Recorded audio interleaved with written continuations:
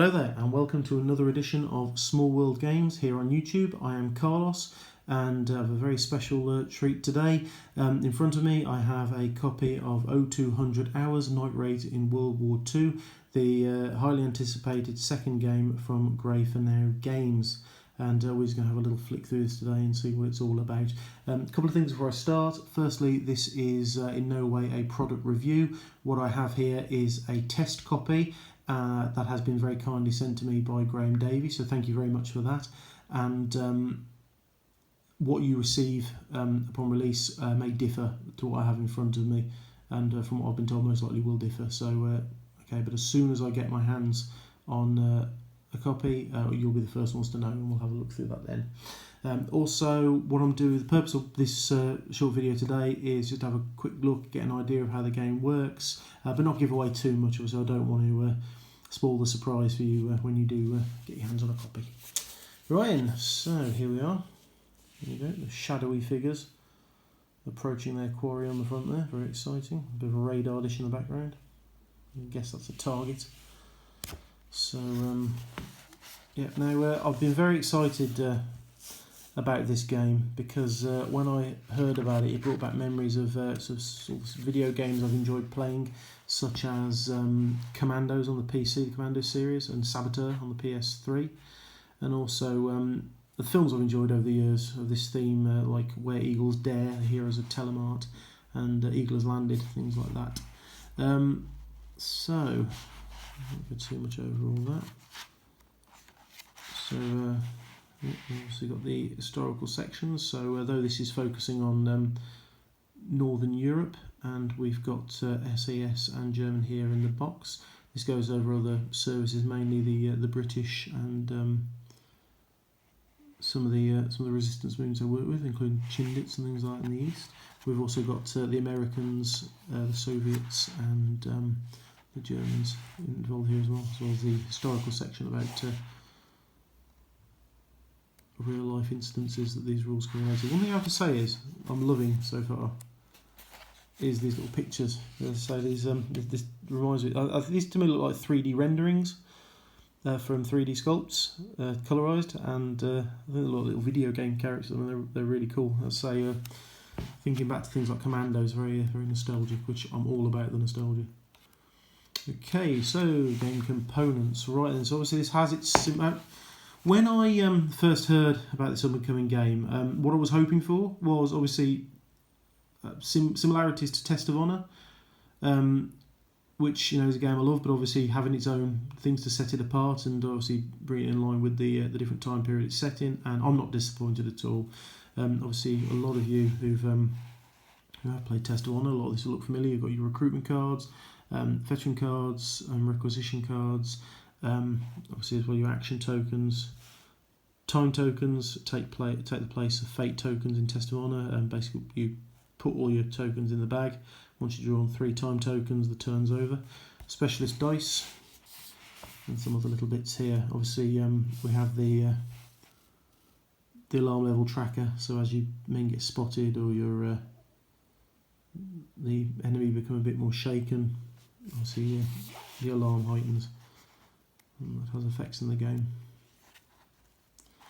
So, of course, there's the abilities and attributes you fight on each card. Here we have SAS officer and the German here, and obviously the SAS officer is pretty high with his stats, which won't surprise you. Obviously, and then we've got the German here. They're the more rank and file. And obviously, the German army were a formidable foe on the battlefield. However, obviously the sort of low-ranking soldiers, the conscripts that will be standing guard on these missions, they're going to be a different class to the more elite soldiers being sent on them. So one last thing, obviously you've got your aim, react, brawn, smarts and guts are the attributes, and these denote what you need to get on the dice to pass. In Test of Honor, it will give you a number of dice to roll to get to the required number of blades, or the required score, but in this it works a little different. We'll just have a quick chat about that now. So, the specialist dice. Here they are. your white dice are your more noisy and sort of fast actions that are more likely to get you spotted, whereas the grey dice are your more covert actions. Now with the white dice, the noisy dice, it's more easy to pass them. You have a better chance of passing, however you also have a better chance of being spotted than you do with the grey ones.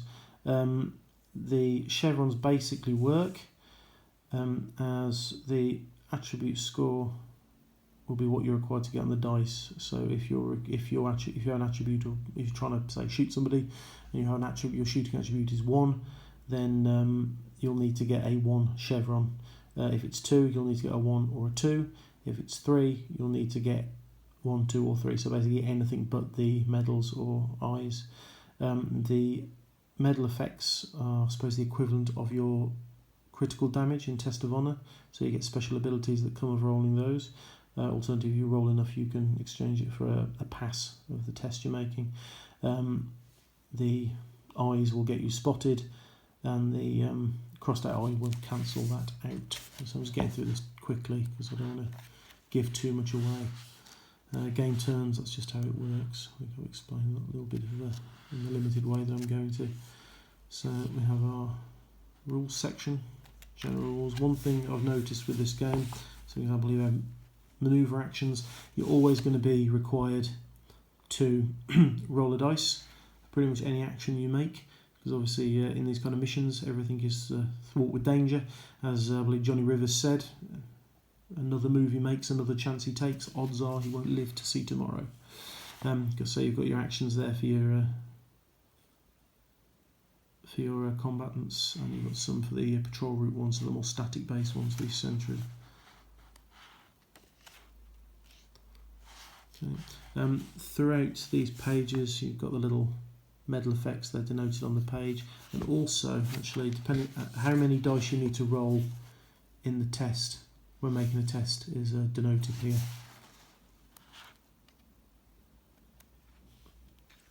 And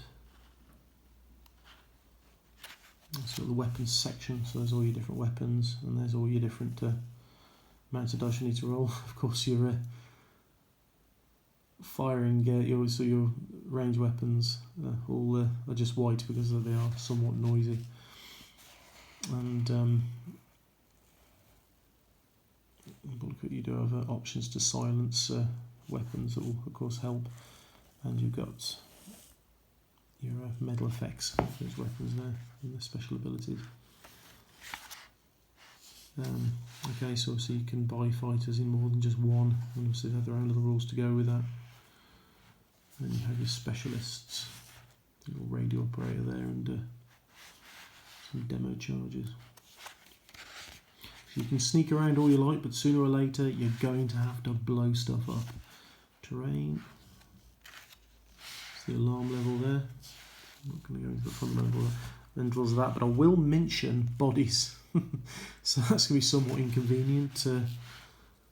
Because every time you kill someone, they don't just disappear off the board, they will be left behind. Okay, so order and event cards. Again, we're going to go too much into that here. So, playing a battle. This is interesting. Here we have a little example of a 20-point force. That's bulked up by a couple of requisition cards to get up to 20 points, and then you got a couple of veteran cards which are assigned to the two characters. But yeah, as I already said, these figures do look really cool. Looking forward to getting my hands on some.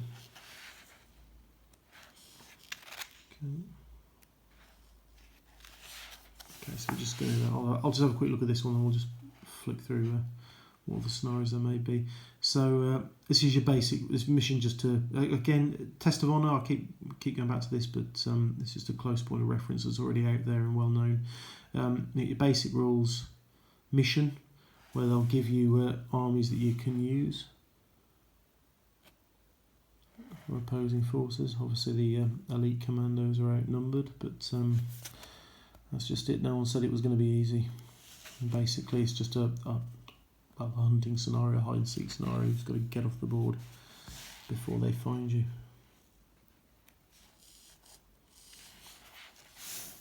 and they have ways of making you talk. Oh, cool! You've got some additional rules for that scenario to beef it up a bit. So searchlights and all that. Yeah, I like searchlights. That's a cool idea. Barracks. Right, so let's quickly have a look at the other scenarios. So again, without going into too much detail, so Butcher and Bolt, I like that one. That's a good old earthy expression of the time. I believe it was based on Commandos, one of the British Commandos. I think I heard it in Jeremy Clarkson's documentary on the Saint Nazaire raid. Very good documentary. It's on YouTube, so if you haven't seen it, I suggest you have a little look for that. Because if you're into this, I think that would be right up your street. Sabotage mission, there had to be a sabotage mission. So we've got Havoc, Evade, Capture. There you go, Capture the Officer. So I mentioned where the Eagles landed earlier. So this could be if I can't remember the name of the character, Michael Caine's character's mission hadn't got so messed up, he would have actually been able to get his hands on Churchill. So we've got some more missions here. Intelligence, silence the guns. There you go. So 8 missions in total. And there's your quick reference and your index. Right then. So there we have it. A brief first look just to get your heads around some of the mechanics. I myself am very excited for this game, and I'll be looking to put together more videos in the future. In the meantime, for further content, you can check out the O200 Hours Facebook group by simply searching O200 Hours. There's been a lot of exciting announcements on there. Recently, we've seen a tester for the box set packaging that will contain 30 plastic miniatures, 12 SAS and 18 German Heer. We've seen some examples of the plastic miniatures, which are by Wargames Atlantic, and they look wonderful. Love the dog. And we've also been teased with a few snaps of objective markers. That radio set looks awesome. Now, be honest, how many of you are going to keep saying broadsword calling Danny boy and fancy leaving those stick grenades lying around on the top of those fuel drums like that? It's an accident waiting to happen. So that just leaves me to once again say a big thank you to Graham Davey of Grey For Now Games for providing me with this book to have a look at. Very exciting stuff. And a big thanks to all of you for tuning in. If you've enjoyed the video, please like, comment and subscribe. And be sure to hit the alarm button. And until next time, good night.